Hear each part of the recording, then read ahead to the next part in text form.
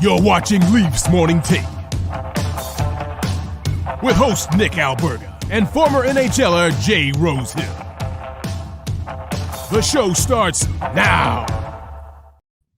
All right, what's good, everybody? Happy Wednesday, presented by Betano. It's the Wednesday edition of Leafs Morning Take. Nick Alberga and Anthony Stewart. Stu Cat, buddy, happy belated birthday, I guess, a couple days back. Happy New Year. How are you? I'm doing well. I got my brand new desk, and let's just say it's a mess already. I upgraded it probably about by 33%. It's larger, and it's still crap all over the place. So I don't know what's going on. Well, everything's fine in our world. You're looking great. That's all that matters. Again, Leafs won. Leafs won. Yeah, Leafs so won. Everyone's happy. Yeah. That's great, right? Parade's back on. We're back on. It's funny how things can change in a short span in this market, but 2 weeks of winning will do that to you. And the enthusiasm is in the air. And we were talking about this the last couple of days. It almost hits differently, Stu, when the Leafs beat inferior opponents as opposed to beating like in LA. Like they beat up on San Jose. It's like the best thing in the world because it never happens here, you know? Yeah, it's funny. Everyone was sort of waiting for these string of games here for them to almost lose because they're ready to press the panic button and slam it hard. But again, it just shows where this group is. Again, they dealt with a lot of adversity this year, and they found a way, to push through here. So I'm just looking at the standings right now. Imagine if they didn't go on this 4-game winning streak. What if they only got 2 or 3 out of 8 points? I think it would be big panic mode. So I think they realized that. That's been the story with these Maple Leafs during the season. Just as you're ready to blow everything up and get rid of everybody, they find a way to put a string of wins together. But again, yesterday was very, very entertaining to say the least. And it was a big 2 points, as you reference. As we do most Wednesdays, we're going to take a look at the Atlantic Division standings coming up later on the show. But we got to start with a bit of breaking news. And I do love when this happens, but not sure if you saw this. The Leafs have recalled Ilya Samsonov. How shocked are you? I hinted at this the last couple of days that it didn't feel like they're ready to give Dennis Hill to be his NHL debut. And lo and behold, Sammy's recalled, didn't play a game, didn't really take, I think he had 1 or 2 practices with the Marlies, but he's back. What are your thoughts on that? He's back as expected, right? And again, I don't think in this market you can just completely bury a guy that you made a financial commitment to. Remember, because you have to go out and you have to sign other goaltenders down the line. And if it's a first or second sign of, hey, things aren't going well, we're getting rid of you, that's not good for business. So I think for him, that was the plan. Go down, just take a mental health break, reset, let the team go on the road, sit at home, relax, maybe work on some video with the goaltending coach or get on the ice, do what you need to do and come back. So if I'm him, I'm making the most of this opportunity coming back because we don't know when Wall's coming. Martin Jones is riding right now pretty high. So I think for him, it's just waiting for his opportunity. I'm just worried now about the media getting all over him. Hey, what did you do? How was what time off? So I think for him now, we're going to judge him by his next 2-3 starts, but his last couple weren't that great. But I think this mental health break will help because at the end of the day, yes, Jones is playing great. But I don't think Wall has 100% completely gotten over the hill by saying he's a number one. It's going to take him some time to, once he gets back, a couple games to get back up to normal. So I think they need Samsonov just to be serviceable in the meantime. And maybe they make a decision at the deadline and we'll see. Well, that's the key in this whole situation is like, I think the Leafs are obviously going to be very careful with the handling of the media, right? I think that's where they've made a mistake, if you want to call it that, in the last couple of years, specifically earlier this year, where it's like they let this guy talk way too much. And it always brings back to Mike Babcock and Garrett Sparks. And he said too much, and he's like, pretty much, get this guy out of here. I mean, Samsonov, had a bit more stature to his career when coming to this team. But I think they have to handle this very, very gently. And I just wonder if, I know it's a different sport, but like, have they learned anything from Alek Manoah, the way the Jays handled the Alek Manoah situation? To me, I think it's crazy that you're calling this guy up, 10 days after the fact, and you think Eureka, all of a sudden he's going to be different. So not to play devil's advocate, Stu, but what happens if so hypothetically, they got a back-to-back Colorado, Detroit on home ice this weekend. He starts, you would think, Sunday against Detroit. What happens if he gets lit up again? What do you do then? Well, then you got to sit him. But, what if he went down? No, but what if he went down there and he played 3 games and he went 0 for 3 and he had a .825 save percentage? Then what do you do? Right. So I think it's just more so yes, you're treating him as a person, but at the end of the day, he is an asset and you have to treat the asset accordingly. So you have to protect that asset. You can't just bury it and, spit on it, kick it, and then be at the deadline. Hey guys, we got this guy that's great. So I think they have to find a way because Martin Jones was in the minors for a reason, right? But he has come up, he's done his job. But that question mark, I think, for them is, are they going to go all in on Joseph Woll when he comes back? And I don't think the answer is he can completely be that number one. Say he comes back with, say it's 28 games left. Is he going to go play 20 of those 28 games and then ride into the playoffs 100% healthy or 100% ready to be the number one? So I think the fact that that's what the Maple Leafs are questioning right now, they're not sure. That's why you have to manage this asset accordingly. Is this more about managing Dennis Hildeby is my question, right? Because they call him up. Obviously, he's the Hildebeest. We got the nickname and all that, but he's still relatively green to the North American game, specifically in the American Hockey League. Do you think this is more about like protecting him than it is putting Samsonov in there? Like they're going to have to play Samsonov, you would think, unless another move's coming as we report this live, but I just don't see that. I think maybe that's more the conversation that needs to be had is like, are they protecting Hildeby? And if they are, I think it's the right idea. If there's any doubt in your mind that this guy should be playing a game in the NHL, then you're probably right. No? Well, I think it's just sticking to the plan, right? We didn't know who the Hildebeest was. If we wouldn't even know who he was if Samsonov wasn't struggling. True. And Woll wasn't injured. So I think that was the plan. Hey, he's coming over to North America. Let him just play the whole entire year.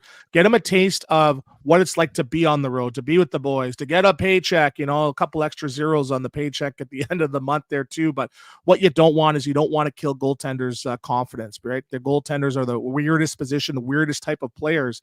And him now, say he goes in and plays San Jose and they lose 5-1, that's going to kill his confidence probably before for the whole entire season where he has to go back down to the minors and rebuild it. So I understand what the Leafs are doing. Give him a taste, but you don't really want to now put the hopes of the Maple Leafs. If there's any other organization, yes. But in this market, the goaltending is the most scrutinized organization in the whole entire National Hockey League. To put a young guy coming from overseas into that, where they're now, look how tall he is. He's bigger than Vasilevsky. His head is touching the roof. Every single little thing. Whereas if he was in Florida, like, there's some young rookie schmelt. Yeah, maybe we'll see him. Maybe we won't. Next question. Yeah. No, it's good to see them not succumbing to the pressure either. Not that any team does this, but everybody's been calling for Hildeby, and the Leafs just don't feel ready putting this guy out there. And I sort of commend them for that. I really, really wonder, and I'm quite frankly a bit shocked that Ilya Samsonov is back this quickly, where it's like, okay, if it doesn't work again, then you have a real problem on your hands, and you have, a guy like Samsonov finishing the season in the AHL. I just hope that this decision is the right one. And on top of that, he hasn't had any game action in a while, right? So you throw him back out there, how's he going to look is my question, especially in a back-to-back. And you're not playing against Colorado, right? That could be something too. Maybe he's nursing something where they can't put him on the IR. Hey, you know what? Maybe it's a groin where, hey, you know what? Let me just take these 10 days off to mentally reset or get back physically. Maybe he has multiple of minor things. So that could be it. But I think for him, it's those breakdowns and those goals that are going in. And I've seen a lot of the Twitter guys sort of break down the goals. Those aren't NHL goaltending saves he should be making those saves routinely. Those routine saves are not being routinely made. So I think for him, that's a mental side. So what do? You take a little bit of a break. But I think him going down and the Marlies and getting lit up, that's going to make things worse, not better. Did you watch Jersey Shore back in the day? Oh, yeah. You look like the Situation. You have the same hair, eh? Oh, pretty much. The guy's a grenade, though. He has been a grenade this season where every shot goes in. I don't know. I was Ronnie, just drama with my girlfriend 24/7. I was the Ronnie of the Jersey Shore. Sammy Sweetheart. That was a fantastic show back in the day. I do watch still quite a bit of reality TV, but I just don't know how this situation is going to go. Nevertheless, I think the Leafs are feeling good about themselves, and maybe this is the time to call up Samsonov. But for me, I think there's just way more cons in this situation. And maybe it's calculated. Maybe it's a thing that Hildeby comes back and they send Samsonov back. Like there's a variety of different options, but then like you have to find a way to filter them in. But I can't say enough great things about Martin Jones, right? Like where would this team Stewie be without Martin Jones? It's pretty crazy, isn't it? Yeah, and that's going back to the Hildebeest. What if Jones stumbled and then you had to throw him in there and he struggled? Like we're looking at a completely different situation with regards to the standings, right? Could you imagine they very well could be sitting in 11th or 12th because that's how close it is. Could you imagine this show? Rosie, No. I think, would quit if this team was sitting in 12th place. He'd be calling for everyone traded, everyone fired. Everyone fired from this show. Silent Vic, we're getting him out of here too. But again, he's come in and weathered the storm. So for me, I got a little bit of crow in my face because I was saying, hey, maybe they need to flip him, to Tampa Bay or get rid of him. But I think they knew deep down that this was a situation where they could have probably had to rely on Martin Jones, a veteran guy that came in and did a good job. And he did a good job last year for Seattle. His numbers weren't good, but he found ways to get wins. And that's what you need. You need a guy just to come in and play solid. Doesn't need to be spectacular. And he's come in and quietly gone about his business. And he's shown he's a pro. And he's probably going to get another year or two from whether it's the Maple Leafs or somewhere else based on his play this year. It just shows you the power of Toronto, by the way. So I do an NHL betting podcast with the NHL. Did you know that Martin Jones currently has the 10th lowest odds to win the Vezina Trophy? Like it's insane to me, but that's the power of Toronto, man. Throw a fiver on for me, I guess. I don't know. Yeah, right. That's I call that a donation, man. Nevertheless, at the Leafs Nation 401 on YouTube, at the Leafs Nation 401. If you're watching right now, hit that subscribe button, hit that like button. You can find us as well wherever you find your podcast. Just search Leafs Morning Take and we'll pop up. Brought to you by DoorDash. It's time for the appetizer. For a limited time, our listeners can get 25% off, up to $10 in value, and 0 delivery fees on their first order of $15 or more when you download the DoorDash app and enter code NATION25. That's code NATION25 in uppercase. 25% off your first order with DoorDash. Offer valid in Canada, subject to change. Terms apply. So the Maple Leafs now 4-0, Stewie, in the year of 2024, of course, the third straight win here against an inferior opponent, which is a great development as well. But it was point night, and you can speak to this. You played in this league. How great did those games feel, Stewie? Well, it feels great, but me playing in the Southeast Division for majority of my career, I was on the opposite end where the other teams were getting point nights. But again, it's a confidence booster for a lot of guys. I remember the microscope was shifting on Mitch Marner for the last couple of days, especially after the Nylander contract, and he answered all the naysayers or whoever it may be with a big night, a quiet 2 goals, 2 assists. It's good to see McCabe's get on the score sheet as well. Riley, and seeing Matthews just continue to score some more. So, I'm not sure if you noticed that little touch pass bumper play between, it was Marner and Matthews there. That's a new play. That's a new asset. And to be scoring from there, that's Draisaitl territory. So he's got another tool in his box now that to be able to roof that from that corner aspect there, that's amazing too. So it's good to see everybody get on the board. Nick Robertson scoring that late power play goal as well. Just seems like the offense is going, confidence is going, and that's what you want going into the new year, because usually there's a hangover for some teams after Christmas and the holidays. But again, it seems like everyone was in shape. They stuck to the game plan, and that's why they're having success. The schedule helped a bit, obviously, but I mean, I think this team deserves a lot of credit for taking care of business. And that's what I was going to ask you, is like the confidence. Does it go from game to game? Like you mentioned some of the things, like even a guy like Robertson scoring when he wasn't even supposed to play, but Noah Gregor was sick, so he slots into the lineup, he scores a goal. Can you carry that confidence a long way? Does it swing, game to game? I think so, but you look at Matthews, right? When you talk about confidence, he feels in his mind that he's going to score every single game. That's the way that he's firing that puck.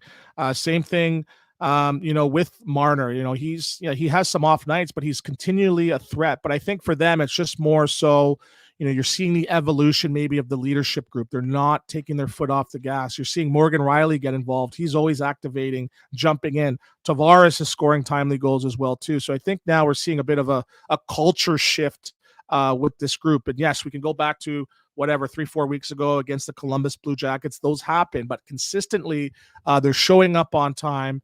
They're more so outscoring their opponents at the beginning of periods, start of periods, end of periods, and they're playing the game the right way. So the power play is clicking, 6th best right now in the National.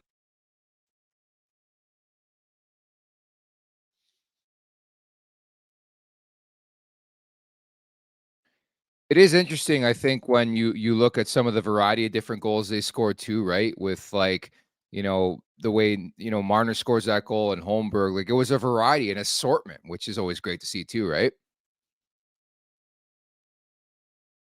I was going to say Holmberg looks like he's not going back down. That was a goal scorer's goal, a little one-hand shovel poke, and it was such a rare goal. I couldn't even find a GIF on that on Twitter.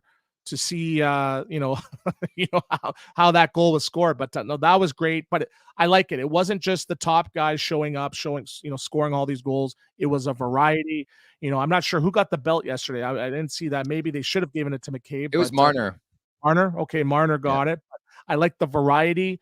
I like that it wasn't just, 4 goals in 3 minutes in the second period. It was spread out throughout the game. They continually just wear down their opponent. And there was not one point of that game where you could see San Jose was getting back into the game. Yes, it was 4-0 to 4-1, but you're like, yeah, you know what? That just is a bad bounce. They're going to keep it going. Man, I didn't know Pontus Holmberg had that in him. Like not that I expect to see that every game, but like that's a pretty nifty play that only select players can do. And again, granted, you have to say it's the San Jose Sharks, but I think he showed us a little something there. And I think Holmberg has an opportunity here big time with this team right now. Yeah. I liked him going back to last year, and I think he got caught up in the shuffle. And it's tough when you're in that fourth line role or bottom six role. You just, you're a guy. I used to train with TR Goodman, and he said, you're just another guy. Don't be a jag out there. So, sometimes with this team, where it's so top heavy, you just want to go out there and not make any mistakes because the top line guys are going to win majority of your games. But he's seeing more confidence. You're seeing him have more speed, and he looks like he's a veteran guy. The way that he went wide, and regardless of who it is on San Jose, you're still in the National Hockey League. You can skate, you got size. He blew by that guy with NHL style speed. And I call that move the fire poker. He had the fire poker, just poked it in and got it over the goaltender's shoulder there too. So that's a veteran goal. And I'm interested and excited to see him now get more games, because if he can add an element of not just playing good defensively, but adding in an element of offense, which you can see he has, that's going to be good for the Maple Leafs in playoffs. I love watching the big boys get fired up too. Like Mitch Marner had the interview at the intermission calling Holmberg his favorite player in the NHL, but like it almost speaks volumes to how important these type of guys are in the room. I mean, you played a bottom six for a good chunk of your career. Like you need those glue guys or you're going to do nothing, right? And I think it's so imperative that, we know, Stewie, the convo is going to be about the big boys come the Stanley Cup playoffs, but those goals, those moments are so important to the success of a team, right? Yeah, and you look at, Stanley Cups of past, right? And you're seeing the Smiths and the Big Rigs and the Corey Perrys, these unsung heroes. Every year there's a guy that comes out of nowhere, who's going to be that for this Maple Leafs group, right? And it just seems like this year it could be Domi, it could be Bertuzzi, it could be Matthew Nye. So they have a variety of guys that are budding into regular roles, but being productive members of this this team and going into playoffs. And they against Florida, I think they only score 2. They average 2 goals a game. You're going to need those middle six and those bottom six guys stepping up, contributing, not just offensively, but getting involved. So for him to be recognized by Marner, who's a superstar of the team, that just shows what type of player and person he is. And I think that's what's different with this team than years past. There's a little bit more character, but guys that are productive, not just jags. I would love somebody in the chat to prove otherwise or tell us differently, but has there been an answer why Auston Matthews started with the black stick tape? Man, I thought that was so weird for a guy. I don't know if you caught this, Stu, watching the game, but his first couple of shifts he took with black stick tape, which again, we've all been accustomed to seeing Auston Matthews with the white stick tape. I don't know why a guy of that ilk who scores so many goals would make such a drastic change. I guess he's not superstitious. That's my answer. Well, that just shows the mind of these superstar players, right? They don't get complacent. They're always trying to find ways to get an edge. They're always trying to find ways to get better. And, Kucherov is one of those guys where I think like he would go to guys, on the opposition and say, hey, what curve do you use? What stick do you use? He's always trying to find ways to get an edge on the competition. So whether that's black tape, white tape, green tape, no tape like Bertuzzi, that just shows what type of person that he is. Oh, it's just, I don't know. I thought it was interesting. It was almost like, they had a tape shortage at Scotiabank Arena and they had no white left. Because to me, it looked even weird. Like I could only imagine for a goalie, you have a split second to react to an Auston Matthews shot. And I've always wanted to ask goalies if it's any different coming from a black tape job to a white tape job. Like, did he do it on specialty teams or no? Pardon me? Did he do it on the specialty teams when he switched, or was it just a regular shift?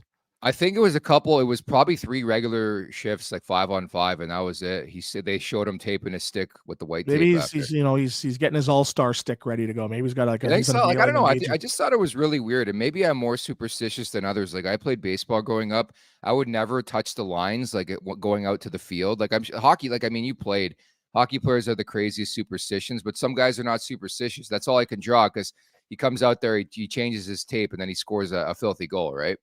Yeah, but I think for him, it's just a regular Tuesday night or Monday night in Toronto. Man, the Hockey guy's players a are rock weird, star, man. though. Stu, like, you Hockey remember players are when, weird. They're weird.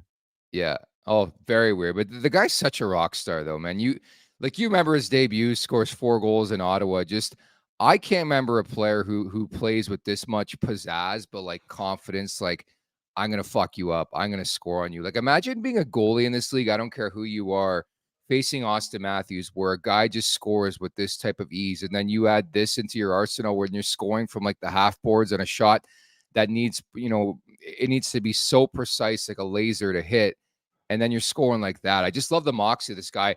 They talked the other day about Nylander being built for Toronto. I think Matthews is built for Toronto. Yeah, he is. And, you look at the stats and just where he's projecting. Like, I know it's still early. You say it's early and it doesn't seem like that, but it is.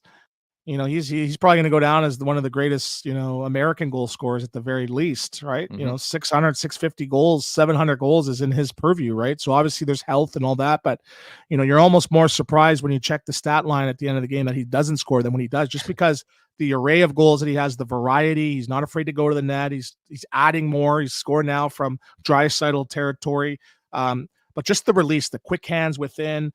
He just finds ways to get that puck up and change direction. So it's almost like a video game, right? Where you're like, okay, I have to press this button to get the puck to go here. That's just the way that he does it. And that release, the way he changes the angle, the best way to explain it, his shot is a weapon. So if I could come up with a stick company, I'd call it Weapon, because that's what I want my shot to be. So to see that puck coming off, you don't know where it's going. Is it going top shelf? Is it going 5 hole? Is it going through the goalie? The variety that he's scoring shows why he's one of the greatest goal scorers in today's game, but probably going in all time. So it's early. I understand that, but the greatest Leaf scorer of all time. How about that? Yeah, I mean, you're not going on a limb saying that. I mean, just watching this guy, and again, it's era specific and all that, but I just don't remember a player who scored like this. Like, I watched Alex Ovechkin in his prime, and still, like, it looks like Matthews just scores, makes it look so simple and so easy. And I think the great thing with Ovechkin has been the longevity. I don't know if I can go out and say Matthews is going to have that many seasons where he's lighting it up the way he is, but certainly his ceiling very, very high, and looking forward as well to All-Star Weekend, where Matthews is going to be the unofficial host, right? Like last year was Matthew Tkachuk and to an extent Sasha Barkov. This All-Star Weekend is going to be all about Matthews, all about Nylander. I love it, buddy.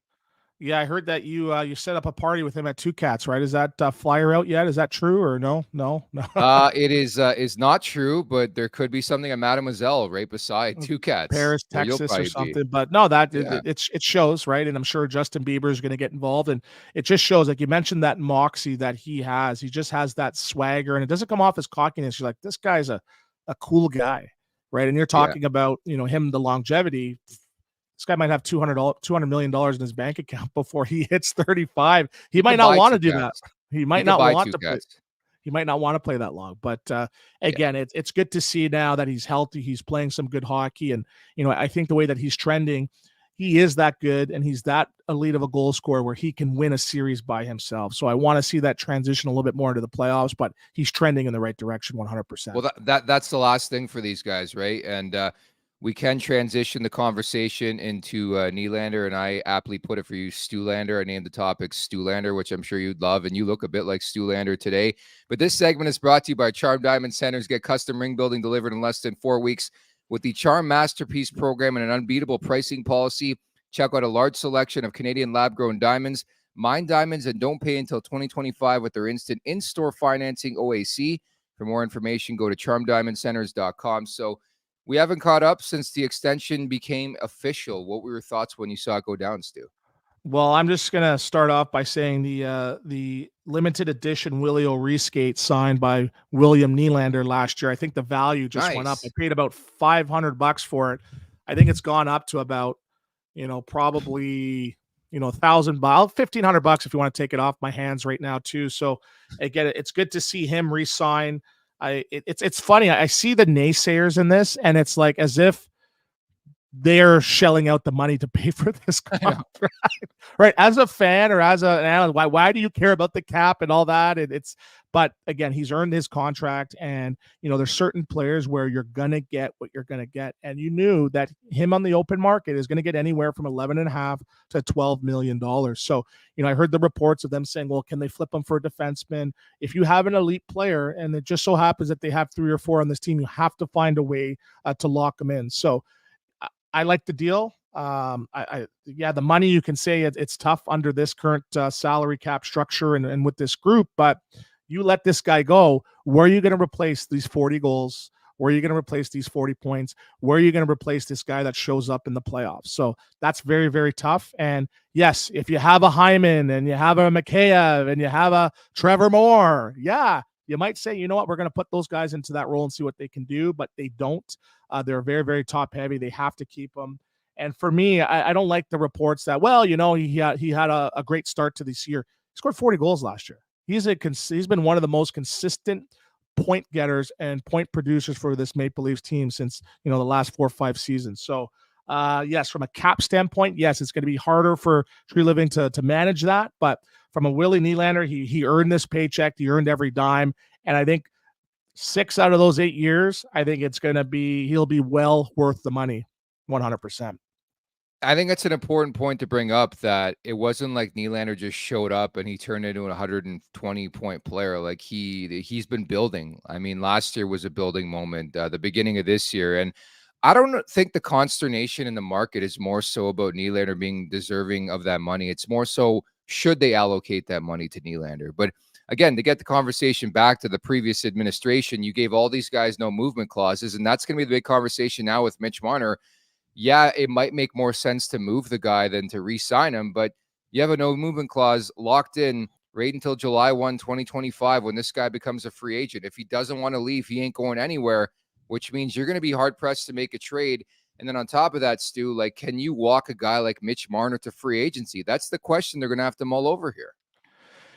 Yeah, and I think with Nylander, it's like, well, we'll call his bluff. Well, what bluff? He sat out till November, his last contract negotiation. So again, I like the fact that he just sort of did his best to keep it out of the media, just kept it quiet, saying, hey, I want to be in Toronto, but at the end of the day, business is business, and he stood on his business. And he's one of those guys where if you saw him in Columbus, I don't think he'd be pulling a Johnny Gaudreau. You would see him putting up probably even more points than he is in Toronto. He is cool as a cucumber. He plays big minutes, and he is a producer in the National Hockey League. So, yes. So if I was the Maple Leafs, I'm like, well, if we're going to walk this to next year and we're going to try to get something for him, we might as well just lock him in now. So I think that was the misstep where, they should have maybe locked him into the summer, but Tree Living, he had a lot of other business to attend to and do now. So for Nylander, he earned his paycheck. He's a big part of this Maple Leafs team too, but again, at the end of the day, the math has to math, and they have to find a way now. What does happen with Marner? So again, it's let's bask in the glory of Nylander before we start dissecting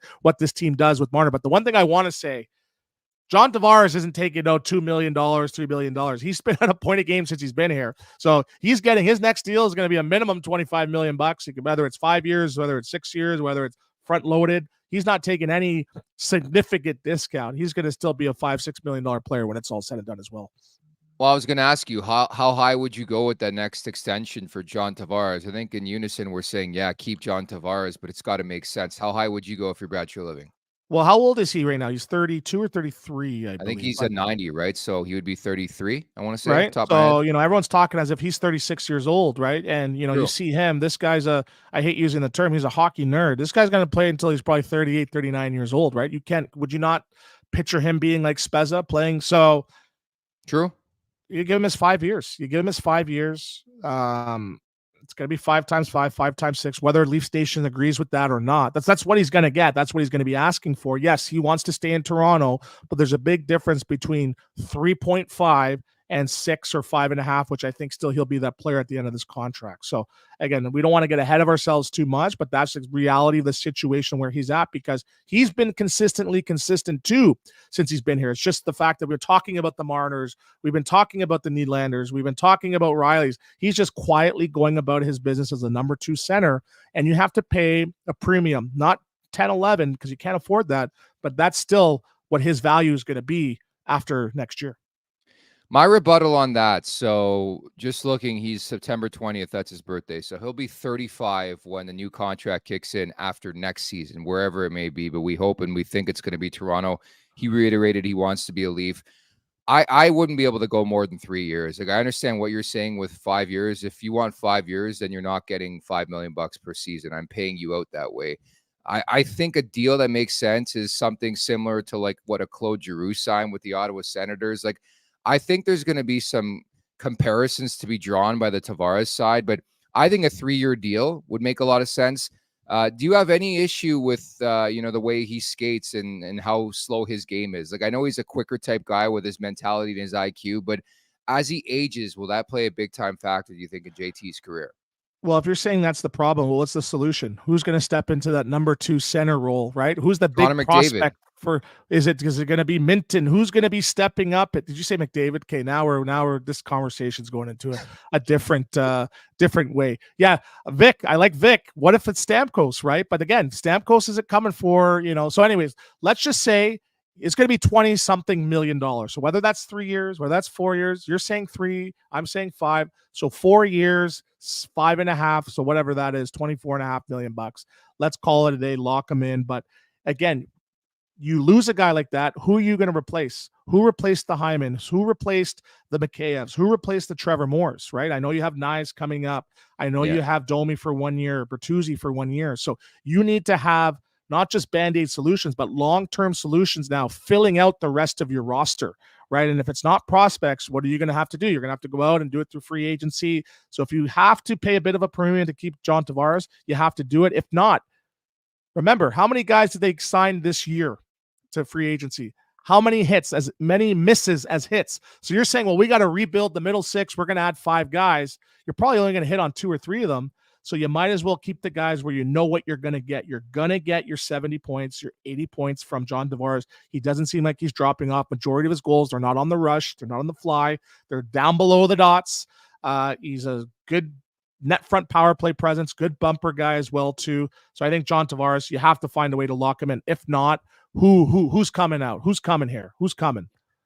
Maybe you bring back John Klingberg and you make him a center. Could that be a possibility? Right. So, but that's my point, right? Yeah. Right. Did you really think Klingberg was going to come in and be the number 1 guy and go back and earn his 8-year deal for $8 million? No. Right. You have to take those risks sometimes as a GM. It didn't work out, and I guess fortunately for Toronto, he's gone away. Unfortunate he got injured. You don't like to see that for any player in the league. But right away, my head turned to that. Like, okay, you give Nylander that money, but what does this mean for the prospects of bringing back a Domi, a Bertuzzi? Like, they're just not going to be in a position to do that, right, Stu? I don't think so. I think the conversation needs to be now, just based on the previous regime and how things are going. How are you going to lock in Matthew Nyes, right? What do you lock him in right now, right? What if he goes out next year and scores 25 goals? He's playing with Matthews and Marner. He scores 25 and has 60 points. And now he's saying, well, you know what I want. 11.5. Give him 11.5. Right. So I think internally they have to figure out, what are we going to be doing with the guys that we have as opposed to going to the market. So do you have a conversation with Bertuzzi, but do you give him his 4 years at 4.9? Probably not. Do you? I don't know. Maybe not.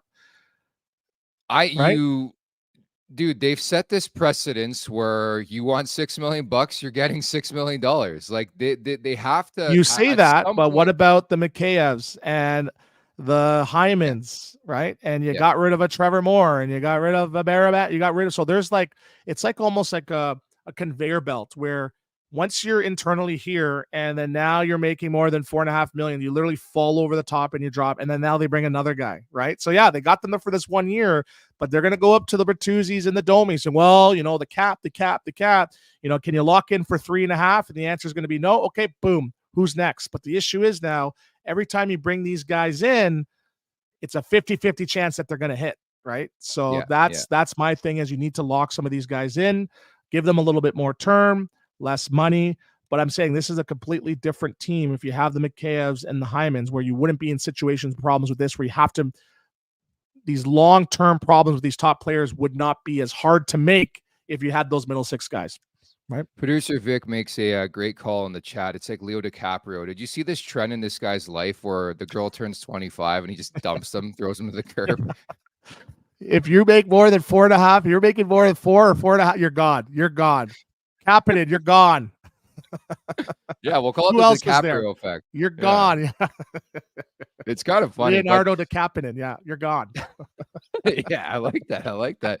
I don't know. Now you got me thinking about Nyes, man. Like, they need to have a plan where this guy's part of the core for the next 10 years. Like, I do think this guy hits differently. I think he's a cut from a different cloth. Like, whatever cliche you want to use, he's different than what they have, Stu. And there's just no way in my world, I don't care when it is, where it is, you can't lose a Matthew Nyes down the road. I just think the way this guy's trending, he's exactly what this roster and team needs, man.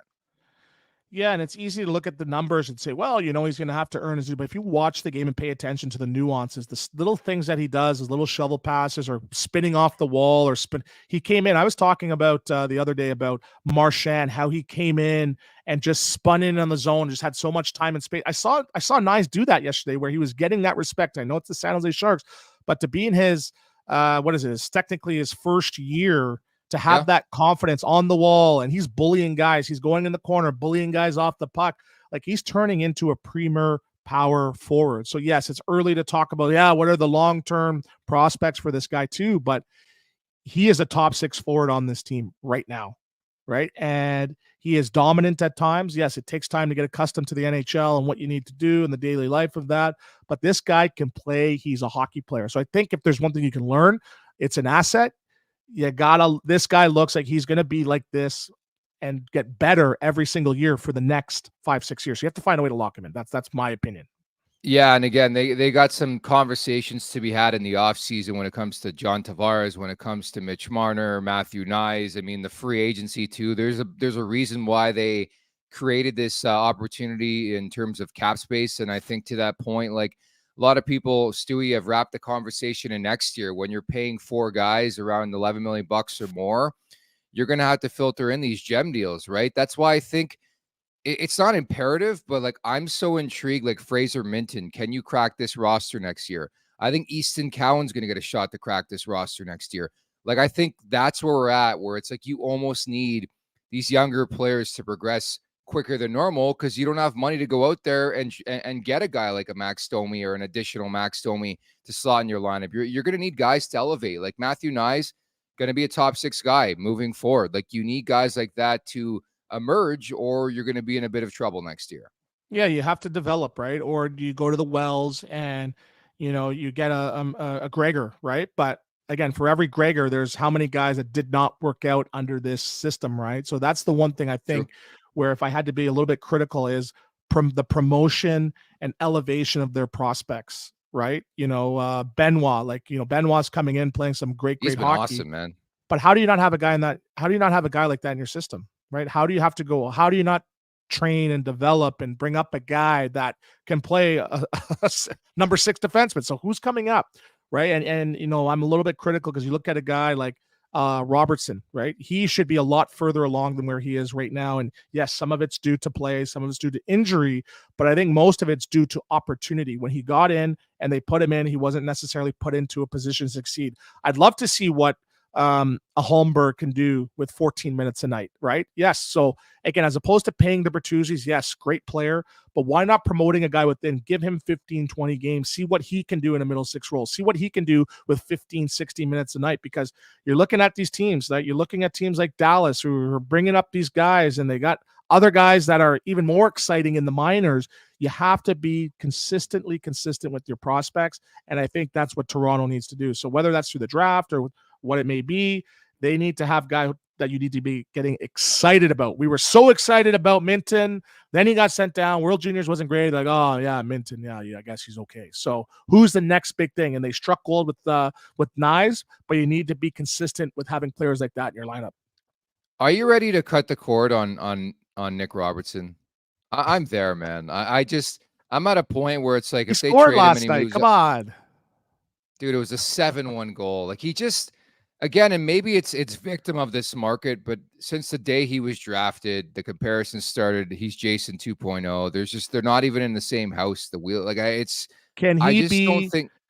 Can he be a 15 and 15 guy with 14 minutes playing third line? I guess. He's homegrown. Give him that opportunity. Why not? But they are giving him that opportunity. The problem is like the guy doesn't score. He doesn't really serve a purpose in this roster.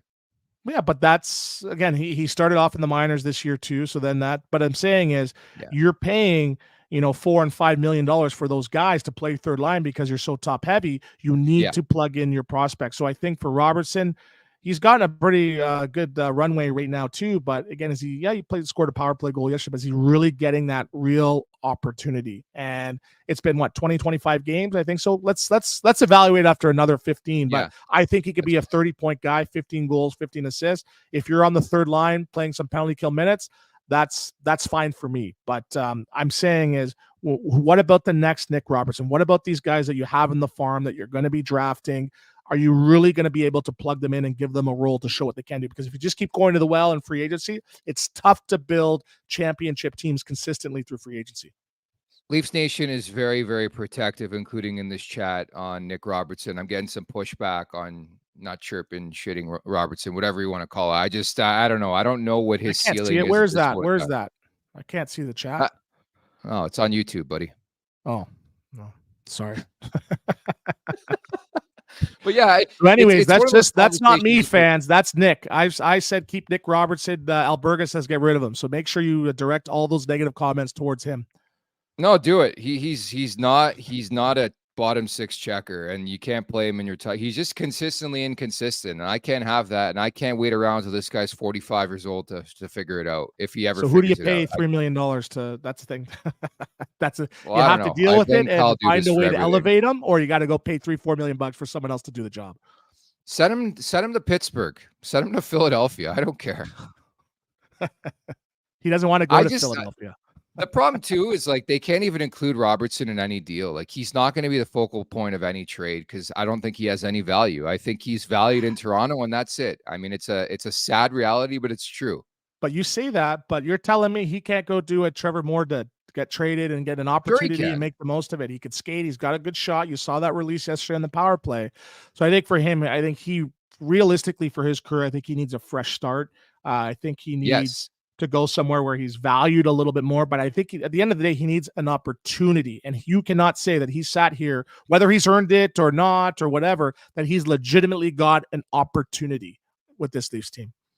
Yeah. And I think the fair question is like, is he worth more to your team keeping him, or do you flip him for like a 5th, 6th round pick? That's ultimately the price right now. Like, I just don't think there's much value on the trade markets. So I don't think they're going to be rushed into a decision, but I think you make an astute point where it's like, let's reevaluate trade deadline. Let's reevaluate at the end of the season. Like if Nick Robertson's a guy who's scoring a couple goals here and there in the Stanley Cup playoffs on a run, then obviously the focus is going to change tenfold on him, right? Yeah. Yeah. And again, I could see him being one of those guys in the playoffs, stepping in, whether it's in, coming out of the press box and scoring that big goal. He has the speed, right? But I think that's what's the issue is they're expecting him to go in there and be a checker. You see him coming in, he's flying a million miles an hour.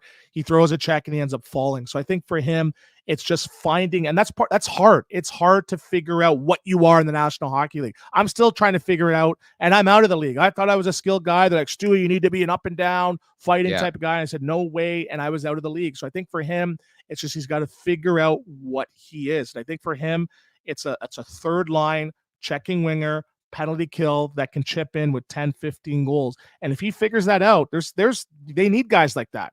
You're looking at these guys, Goudreau and these guys out there that are going out and making that money. He can turn into that guy. So I think he could be a 15-15 guy. I think it's just more so him getting the opportunity. Sean Falsey writes in, Nick has a vendetta with Robertson. Yeah. Someone just asked on the Facebook chat, where's Matt Murray going? Like, we can't solve all the problems here in 40 minutes here.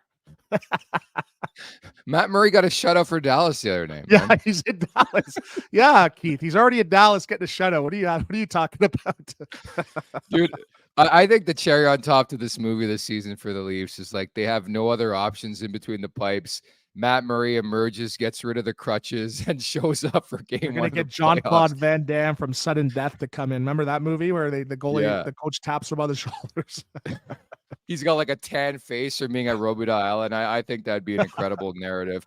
Oh. Let's look at the Atlantic Division standings. You talked about it a bit earlier on, and the unfortunate thing is like the Leafs win, but everybody around them wins. I think important to bring up too, the Boston Bruins really banged up right now. Matt Patra came back from the World Juniors, hurt last night. Brandon Carlo got hurt in this trip. Linus Ullmark got banged up, left the game last night, didn't look good. So injuries are playing a factor around this league. Teams have been hot around the Leafs. Like LA comes back, big victory against the LA, or excuse me, Tampa comes back, big victory against LA. Detroit's been hot. They swept California. So I think you made a good point earlier on too, Stu, where it's like, what happened if the Leafs didn't go on this type of run? I mean, they'd be on the outside looking in right now.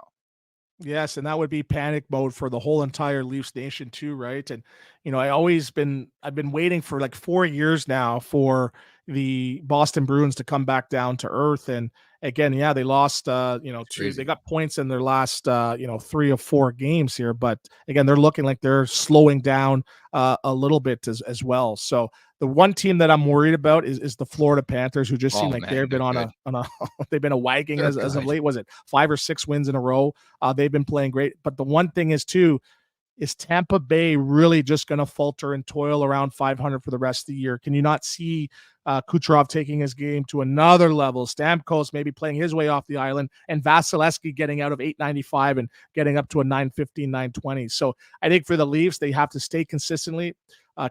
They can't rest on their laurels because, again, you have a bad 4 or 5 game segment, you can be on the outside looking in. So I think that good start to the new year kickstarts them now just to say, hey, consistently, we got to continue winning games, getting everybody involved, everybody feeling good about each other as they get healthy, especially in the goaltending net, and get ready for the playoffs.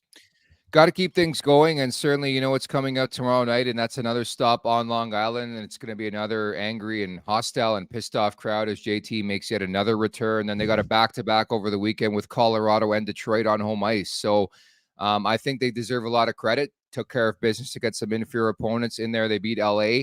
But now it's like we're going to see what this team is really about. Have they turned a corner over the next couple games? 3 and 4 here, right? Yes. And it's tough doing that, especially right after the holidays, right? And this Islanders team, again, they're a team that plays the game the right way, good defensive system. They clog the neutral zone, and they sort of just sit back and wait for you to make your mistakes. So again, they've been struggling, I think, a little bit as of late, but again, they're still sitting in a pretty decent playoff spot as well. They've lost 4 or 5 as well. So again, it's a good statement game because it's not the Columbuses, it's not the Ottawas. It's a game where, like, hey, you do what you need to do, you should win, but it's going to be tough. I don't want them to get a false sense, right? If you're just playing San Jose for the next 10 games, right? You're doing great. We're beating these teams, but when you got to consistently now start beating some of these top teams and doing it handily, and I think it's a good start with the Long Island. Look, I put more stock in the Leafs beating shit teams than I do good teams. They beat the good teams. That's not where my snap shows come from. It's more so about losing to Arizona when they're terrible. The bad teams in the league. They lost to Chicago twice this year, right? But again, it just shows you it's the NHL. It's a cap world. Anybody can beat anybody. Like Chicago caused fits for the Edmonton Oilers last night. It does happen, but I honestly am taking a lot and maybe too much from the fact that they beat San Jose in a back-to-back look here, home and home. They beat Anaheim. Like they're looking more like a hockey team, and I think that's the biggest thing we've been preaching on this podcast for the last couple months is consistency. And it seems like they're finding it at the right time as we lead into the new year. We're into the new year. The trade deadline's coming. Next thing you know, the Stanley Cup playoffs of springtime are going to be here before you know it. And I just think I want to see progression from this team, and I've been really, really impressed with the way they played. I don't know what happened on that flight to California, but it's looked like a different team. Hopefully I'm not wrong here moving forward. Yeah, maybe Willie said he's buying everybody Rolexes, right, on the road, and maybe he did that. And so, right, I'd be upping my game if I knew I was getting a new Rolex. But again, what I like about this group now is everyone's getting involved. You can't just sit there last night and say it was just the Mitch Marner show or the Matthews show, right? Every other guy sort of got on the score sheet or found a way to get involved and create their own storyline. We were talking about, when's the last time we were talking about Holmberg and scoring a beautiful goal? We're usually talking about him, down in the minors, playing in the Bush League. But Robertson scoring, McCabe jumping in, activating, getting second stars. So I like that they're looking a little bit more like a group and a team, not just a club. So that's what you need to be consistent in the playoffs, and that's what they're striving for. Very well said. The Betano wrap-up is presented by Betano.ca. The game starts now, 19+. Please play responsibly. It's a light slate in the NHL tonight. I'm going to ride with Philadelphia over Montreal. Number one, they were spanked around by the Pittsburgh Penguins on Monday. Number two, Torts is fired up about the Cutter Gauthier situation. And Jamie Drysdale is going to make his debut tonight for Philadelphia. So I like the Flyers over the Habs. But what'd you make of the whole Cutter Gauthier thing? Yeah, it's an unfortunate situation. And my main thing is, and I heard, I think it was the O-Dog talking about it, and that was my same opinion yesterday, was regardless of what your decision is, whether, you're giving them good news, bad news, step up, be a man, look them in the eyes and say, this is the decision I'm making. Do not, disrespect, Patrick Sharp and John LeClaire. Could you imagine those guys are looking for you and you're right? ducking and dodging those guys? You're running around campus or, you're hiding at IKEA because, like that. Again, you don't want to hide in the hockey world. The hockey world is so small. You have to conduct your business the right way. So I think for him, he's young. He's a 19-year-old kid. I think he got some bad advice. And that's the one thing that I was talking about too. I'm like, he's represented by KO Sports. They got two other players on the team. So if I'm KO, I'm calling about Sean Walker and Farabee. If I'm Danny Briere, I'm like, well, you know what? Let's have a meeting and I'm going to go. Regardless of what it is, conduct your business the right way. Yeah, it's just it's a fascinating one nonetheless. But looking forward to the week ahead here for the Maple Leafs on Long Island, take on the Islanders on Thursday, then Saturday, Sunday, home to Colorado, home to Detroit. Stu, this has been a blast. We'll talk soon, buddy. We'll talk soon. Thank you as always. You are the man. At the Leafs Nation 401, where you can subscribe on YouTube, like and subscribe right now. Again, at the Leafs Nation 401, Leafs Morning Take. Wherever you find your podcast, you guys are fantastic in the chat. Many thanks to Anthony once again. Jay Rosehill back in the mix tomorrow on Thursday. And also many thanks to producer Aaron, producer Vic. I'm Nick Alberga. Talk on Thursday. Take care, everybody. Thank you for watching Leafs Morning Take. Hit that subscribe button and never miss a show. And for more, visit theleafsnation.com. TheLeafsNation.com. If you don't know how to spell the Leafs Nation, you know what I mean? But hey, sometimes you never know.